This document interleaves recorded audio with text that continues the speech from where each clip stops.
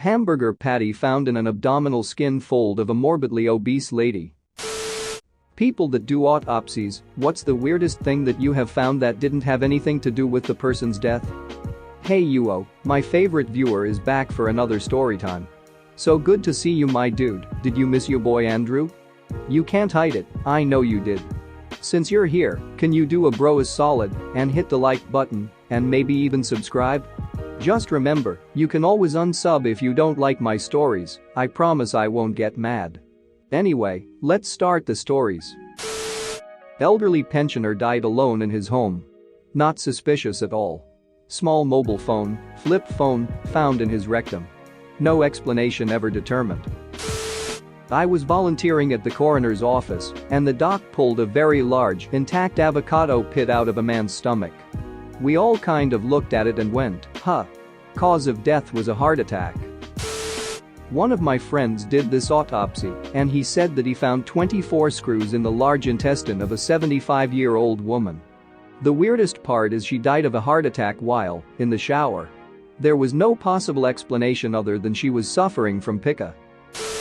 While completing the post-autopsy repair for a gentleman, I found a plastic ladle tucked under the ribs. It was probably left by some poor autopsy technician who got yelled at for losing the good ladle. I offered to send it back to the coroner, but they never returned my calls. Other causes of death, impending ones.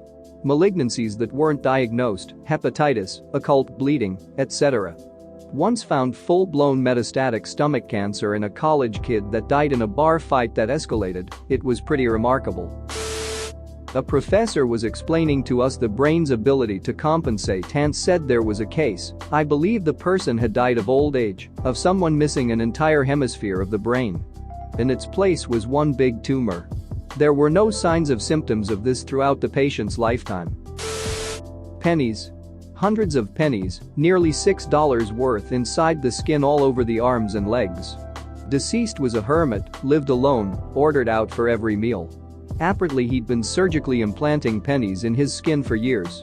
No funking clue why. 5 years ago an autopsy I viewed, the patient was put down to have died from post-surgical complications from a colostomy infection, lead to sepsis, and ended with MOF. When they began the examination and looked, they found some surgical tweezers left behind, which was attributed to being cause of the infection because of how tucked away they were. I am unaware of what happened afterwards, but it was definitely referred higher. Spoke with a pathologist at a conference. During her training at the medical examiner's office, they were doing an autopsy on a body that was found by a river. They did a CT and something looked funny about his gut. When they opened him up, his stomach moved. It was a snake that had burrowed inside his body. It struck and bit one of the techs before they realized what was going on. Okay, this isn't an autopsy, but I work in a pathology lab, and we get all the parts that are removed from a human during surgery. Tumors, moles, appendages, stones, kidney, bladder, gallbladder, etc. One day a large, long, cylindrical stone was removed from a man's penis. We have to break this stone down to its chemical components so we can tell what it's predominantly made from, calcium. So we put this stone in solution, and as it dissolved we realized something was in the center. It was a Bic pen cap. There's no way it came from above. Back in the 90s, I worked for the company that was contracted to move bodies for the coroner. We picked up the body of a lady who had worked as a tailor in her youth.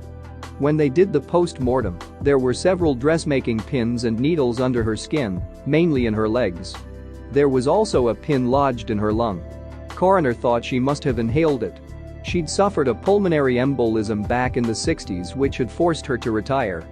Maybe the pin was the cause of it. How she hadn't felt the pins or that none of them had been picked up on X-rays or scans she'd had in later life, I don't know. Cause of death was a stroke. Oh man. Okay, one time we had an autopsy on a guy who had died abroad whilst on holiday. He'd already had an autopsy in his country of death. He needed another autopsy in his home country before his death could be registered, so that was our job. He had been embalmed and repatriated to us. Obviously by the time we received his body, his brain had already been removed and dissected, and the skull sutured closed. My colleague reopened the skull as we weren't sure of autopsy procedures in the country of death. The skull cavity was stuffed with underpants. Edit. The weirdest bit, which I should have mentioned in my original post, was that the body arrived with a bag of the guy's belongings including his own underpants. Wow, I've got a lot of stories for this one. We once had a homeless dude who outed on opiates. This comes in a lot. During the external exam, we removed his pants and they were just full of bacon. Like, at least 40 packs of bacon. Turns out he had shoplifted a ton of it, then shot up in some run-down house and died with it all in his pants. It was pretty shocking. We also had a guy who took a bullet to the back of his head, execution style, and after the x-rays determined the bullet was not in his head anymore, we couldn't find the exit wound anywhere. Once we took out the brain, we discovered it exited perfectly out of one of his nostrils, leaving no trace of an external exit wound.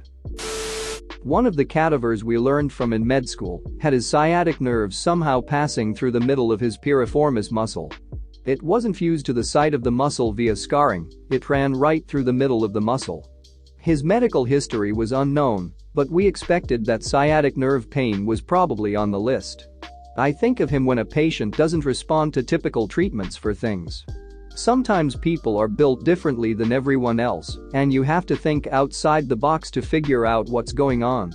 Edit. Apparently this isn't all that uncommon a phenomenon, which we might have learned at the time. But I definitely do remember looking down at the nerve passing through the middle of the muscle and thinking, what the funk? That was not something I thought was possible before seeing it for myself. Shout out to everyone who has gifted their bodies to science. My forensic medicine lectures took place in the department's Museum of Oddities. There are plenty of interesting items on display, but one particularly strange display caught my eye. It was an unlabeled cardboard box with 20-ish thin metal bars 10 centimeters, around 4 inches, long. One of the pathologists explained that the random pieces of metal were actually spoon handles which were found in a young woman's stomach. The remaining portion of the spoons was melted away by stomach acid. The woman was a patient in a psychiatric hospital in the 50s-60s and evidently had a tendency to swallow spoons, but her unusual diet had nothing to do with her cause of death. Can't exactly remember what it was. On a more humorous note, the museum also features a variety of strange tattoos. My favorite was a tattoo on the left upper thigh of a soldier which read, "Nur für Damen, i.e., ladies only." Benoit balls in the rectum of a male who died of huffing duster. Female with a tattoo that covered her back that said "Funk you funking funks." Elderly female with 5 very old tampon in her vaginal canal. Big, burly, leather-clad bikers with delicate lacy panties. Elderly male with a Prince Albert piercing. We had to remove all jewelry and that was awkward. Accessory spleens were super common, but one lady had 14 of them, but no actual spleen. Just 14 little blueberry-sized accessory spleens. Horseshoe kidney is always a cool find. Human anatomy has its within normal limits range, but within that range, there are some weird things. Oh surprise, Impima was gag-worthy. Edit. I no longer work this job, I miss it. You guys have made the last few hours at my current job more fun. I hope at least one of you has an accessory spleen. An 88-year-old grandma died of carbon monoxide poisoning. During the autopsy we couldn't open the back of the cranium. After much drilling we realized that her cranium was around 3 to 4 centimeters thick all the way around, leaving her with the smallest brain on a grown woman I've ever seen. She was fully functioning and never seemed affected by it in the slightest. I've never seen anything like it since. Sorry I haven't managed to reply to all questions. I never expected anyone to find my autopsy stories interesting. I knew she functioned well until her death because she ran a soft cheese-making business with her daughters.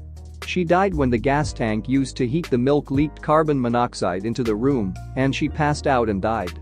One of her daughters also passed out, but her face was close to the space under the door, and fresh air came in, enough to prevent her from dying. I asked the family if she or they had known of her condition and no one had any idea. Physically there was nothing remarkable. No deformities at all visible externally, neither in body nor face. We included the information in the autopsy report, but since it wasn't related to the cause of death, it wasn't investigated further. Just for clarification, I'm female with a background in forensics and profiling. Hope this helps. Thanks for watching. What did you think of the story time? Let me know in the comments below. If you liked the video, smash that like button and subscribe so you don't miss any more story times.